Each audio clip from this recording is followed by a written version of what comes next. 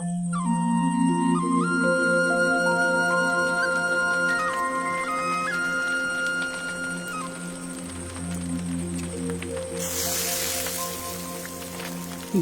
খাব নালাগে, ৰন্ধাৰ সময়ত কেতিয়াবা এনেদৰে জুই উঠে। হেই, পানী ঢালি সোৱাদ বেয়া নকৰিবা। কিন্তু আইতা, জুইকুৰা দেখিবলৈ দেখোন ভয়ংকৰ যেন লাগিল।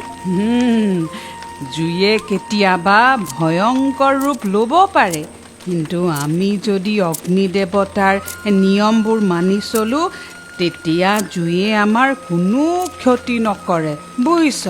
আমি অগ্নি দেৱতাৰ নিয়ম কেনেকৈ মানিম?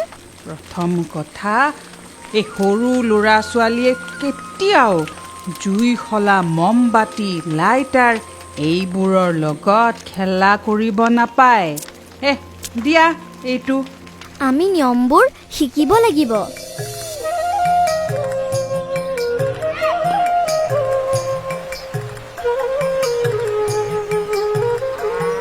নিয়ম 1, জুইৰ লগত কেতিয়াও খেলা নকৰিবা।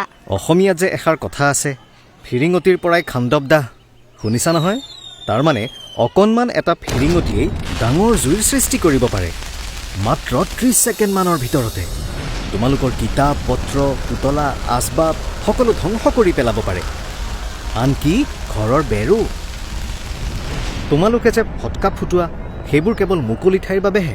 ফটকাবোৰ কেতিয়াও ঘৰৰ ভিতৰত বা ওচৰত জ্বলাব নালাগে। মনত ৰাখিবা, কাপোৰ, কাগজৰ কাৰ্টন, বিচনা আদিৰ ওচৰলৈ কেতিয়াও জ্বলনশীল বস্তু নিনিবা। লগতে আৰু এটা কথা, শ্বৰ্ট চাৰ্কিটৰ পৰা বাচিবলৈ ইলেক্ট্ৰনিক বোৰ্ডবোৰত অধিক কৰ্ডছ লগাব নালাগে। ব্যৱহাৰ নকৰাৰ সময়ত কাৰেণ্টৰ ছুইচবোৰ বন্ধ কৰি থ'ব লাগে। যোৱা বছৰ শ্বৰ্ট চাৰ্কিটৰ বাবে পূজা পেণ্ডেল এটা জ্বলি গৈছিল। শ্বৰ্ট চাৰ্কিটৰ ফলত জুই লগা আজিকালি প্ৰায়ে দেখা যায়। সেইবাবে যিকোনো প্ৰতিষ্ঠান বা কাৰ্যালয়বোৰে নিৰ্দিষ্ট স্থানত এটা ফায়াৰ এক্সটিংগুইশ্বাৰ ৰাখিব লাগে।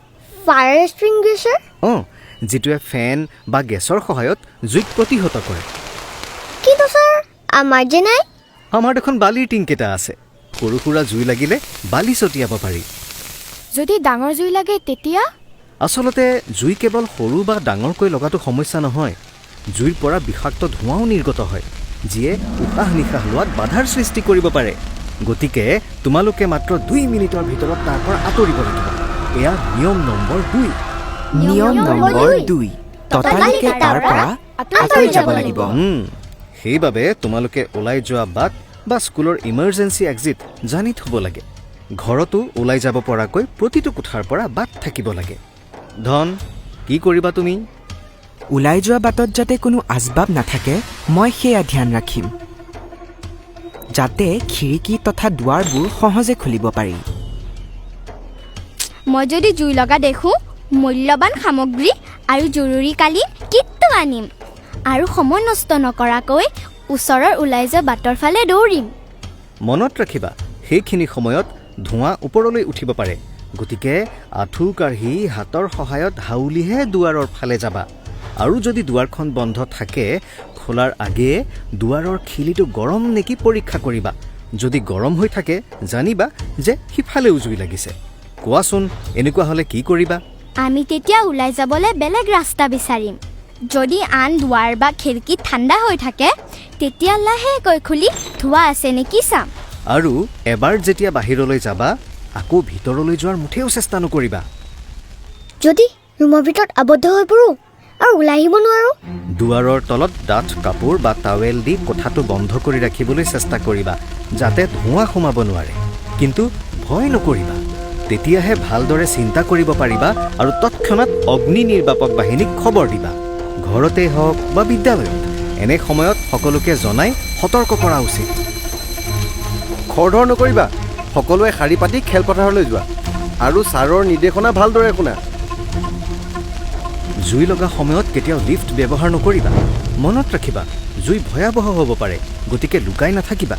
এনে সময়ত আনে দেখাকৈ থাকিলেহে সহায় পাবা। যদি কেনেবাকৈ কাৰোবাৰ কাপোৰত জুই লাগে?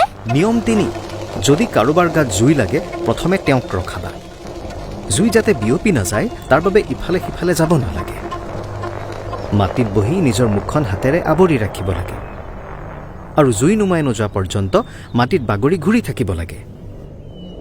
ছাৰ, যদি মই কাৰোবাৰ গাত জুই লগা দেখা পাওঁ?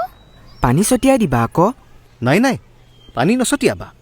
বৰঞ্চ মানুহজনৰ গাত কম্বল নাইবা তেনেধৰণৰ ডাঠ কাপোৰ এখন দি ঢাকি দিবা।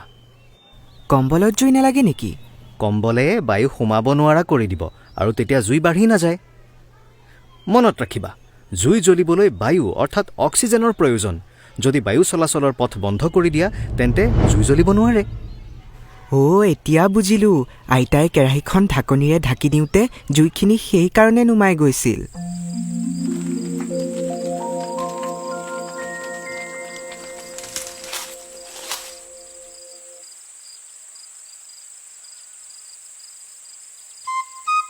আইতা, আজি আমি অগ্নিদেৱতাৰ নিয়মবোৰ শিকিলোঁ নহয়।